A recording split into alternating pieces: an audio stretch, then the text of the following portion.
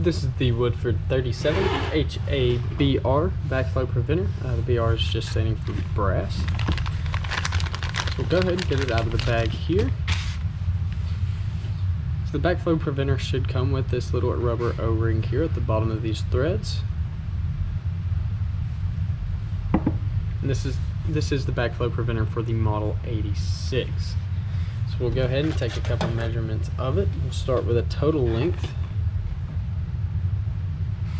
See that total length is right at about 2.5 inches. And then we'll get an outer diameter here with the side with the rubber O-ring. And that measures right at 1 inch. And then outer and inner diameter here. So it's got the outer diameter right at 1 inch, with the inner diameter measuring right at 1/2 inch.